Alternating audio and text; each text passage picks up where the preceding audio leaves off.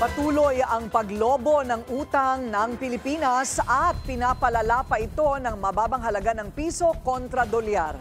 Ang detalye sa agenda report ni Sujin Kim.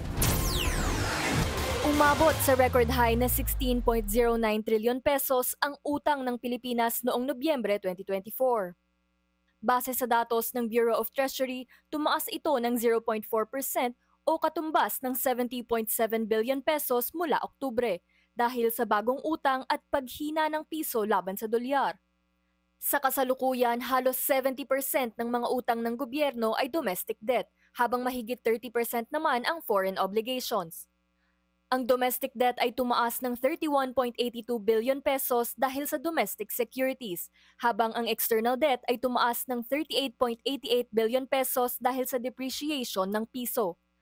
Pero paliwanag ng Bureau of Treasury, nakatuon ang pamahalaan sa pagpapabago ng funding split na ito mula 70% domestic patungong 80% domestic at 20% foreign para mabawasan ang epekto ng foreign exchange at global uncertainties.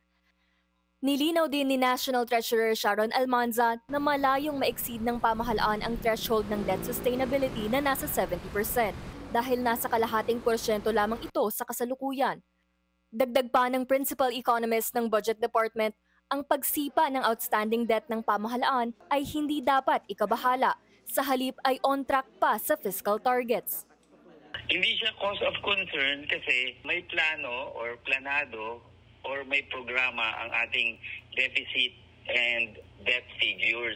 So alam natin over the medium term magkano yung kailangan nating gastusin para sa ekonomiya at ilang porsyento nung gagastusin natin yung uutangin, ilang porsyento yung manggagaling sa taxes, etc. So it's not a cause of concern in a negative way. We are always concerned about the figures, but ang maganda dito, better than expected yung figures. If you will look at the DTR press release, sinasabi nila na yung debt na figures lower than the program. So in the end, kung ano yung pinlano natin na priorities na gastusin, na amount na dapat gastusin at yung uutangin ay on track tayo.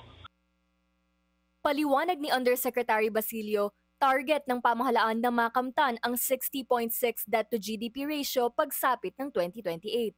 Anya, bagamat below 40% ang debt to GDP pre-pandemic, katulad ng ibang mga bansa, kinailangan ng Pilipinas mangutang para matustusan ang mga gastusin noong pandemya katulad ng pagbili ng bakuna.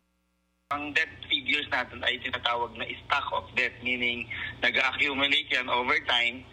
Tapos pagka hindi mo babawasan yung principal, interest lang ang babayaran mo, talagang lalaki at lalaki.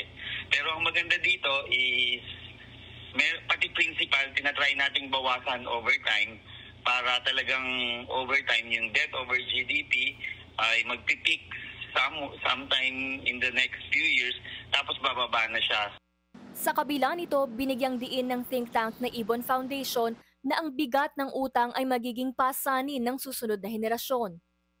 That debacle in December was quite clear about government's priorities. They are willing to automatically pay all debt without any consideration at all of how their contribution or not. But unfortunately, they're also quite willing to cut spending on education, on health, even on housing actually, and agriculture because they are keeping debt service sacrosanct. And I think that is a huge burden on Filipinos of this generation, but especially when talking about education and health on future generations of Filipinos. Para naman kay Sony Africa, Executive Director ng Ibon Foundation, dapat humingi ang gobyerno ng debt relief mula sa mga kreditor. There's so much to fix on the revenue side to reduce our reliance on debt, but it's actually also so much to fix on our debt service side. I don't think there's any shame in asking for debt relief. We should go to our creditors, especially the multilateral development lenders, but even friendly bilateral donors, bilateral lenders. Would you say Philippine poverty and hunger are getting worse? Agriculture and domestic manufacturing are failing. They're decades lows. These, I think, are good cases for asking for lighter terms for creditors to ensure repayment and debt sustainability that is not at the expense of social services and people's immediate needs right now.